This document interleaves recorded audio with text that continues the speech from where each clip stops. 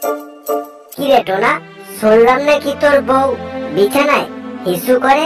তা তোর রূপবতী বউয়ের এটাই বুঝি গুণ? বলেছিলাম না শেষে এমন না হয় তোকে রূপবতী বউয়ের রূপ ধুয়ে জল খেতে হয়। আমার প্রথম বউ সমস্ত কাজে পারদর্শী নয় তো কি হয়েছে, আমি আবার একটা বিয়ে করব আর সে সমস্ত কাজে পারদর্শী হবে, দেখে নিস কালু। এরপর টোনা সেখান থেকে চলে যায়। এভাবে বেশ কিছুদিন কেটে যায়। এরপর টোনা টুনির থেকে এক সুন্দরী, রূপবতী, গুণবতী মেয়েকে বিয়ে করে নিয়ে আসে। তাদেরকে থেকে টুনি বলতে থাকে, এ কি টোনা, এটা তুমি কি করলে? এই কাজটা তুমি ঠিক করনি। আমার শুধুমাত্র একটা দোষের জন্য তুমি আরেকটা বিয়ে করে নিয়ে আসলে, দেখবে এর জন্য একদিন তোমাকে অনেক পস্তাতে হবে। টোনা আর তার নতুন বউ কোনো কথা না বলে ঘরের দিকে চলে যায়। এরপর রাত হয়ে যায়। টোনা তার নতুন বউকে বলে, মুন্নি, এই মুন্নি, যাও তো এক গ্লাস জল এনে দাও তো আমার জন্য। আমার না খুব জোরে পিপাসা পেয়েছে। মুন্নি জল নিয়ে আসে। আর টোনা মুন্নিকে দেখে বলে, এই মুন্নি, ওদিকে তুমি কাকে জল দিচ্ছ?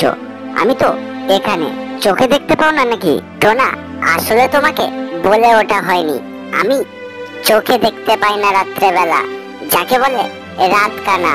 আমার তোমাকে বলে ওঠার সাহস হয়নি, কিন্তু আমি রাত্রে বেলা চোখে দেখতে না পেলে কি হবে, আমি সমস্ত কাজে পারদর্শী। এরপর টোনা ঘর দিয়ে বেরিয়ে বারান্দায় যায় আর বলতে থাকে, হে ঈশ্বর, তুমি কি আমার কপালে এমন কোনো মেয়ে রাখোনি যে সমস্ত কাজে পারদর্শী? আমি দুটো বিয়ে করলাম, কিন্তু সবারই কিছু না কিছু খুঁত আছে। এমন সময় মুন্নি আর টুনি সেখানে আসে। তাদেরকে দেখে টোনা বলতে থাকে, তোমরা কেন এসছো? তোমরা আমার সামনে চলে যাও বলছি। তোমরা সমস্ত কাজে পারদর্শী হলেও তোমাদের মধ্যে কিছু না কিছু খুঁত আছে, তাই আমি তোমাদের সঙ্গে সংসার করতে পারবো না। আমি আবার একটা বিয়ে করব। বলেছিলাম না তোমাকে, পৃথিবীতে কেউ সমস্ত কাজে পারদর্শী নয়, প্রত্যেকের মধ্যে কিছু না কিছু খুঁত আছে। যেমন আমরা দেখতে সুন্দর হলেও আমাদের মধ্যে কিছু একটা করে খুঁত আছে। আরে তোমরা কেন বুঝতে চাইছো না? আমি নিখুঁত সমস্ত কাজে পারদর্শী মেয়েকে বিয়ে করে তার সঙ্গেই শুধুমাত্র সংসার করব। আরে টোনা, তুমি এমন ভুল করো না।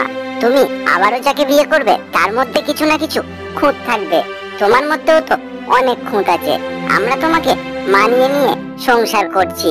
দেখো, এইসব কথা বলে তোমরা আমার মন গলাতে পারবে না। আমি আবারও নিখুঁত সমস্ত কাজে পারদর্শী মেয়েকে বিয়ে করতে চললাম।